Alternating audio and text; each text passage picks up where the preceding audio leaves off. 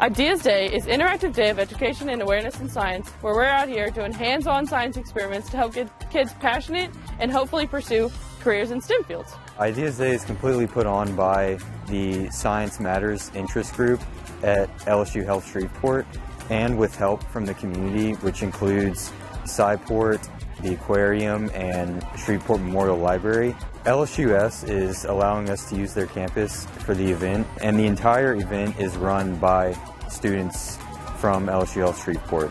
Ideas Day is open to all ages, all school ages. We have from kindergarten all the way up through 12th grade. Today we have some liquid nitrogen, we have cornstarch and water pool, we have binary bracelets, banana piano, building your own garden. So we have a lot of different demos here today.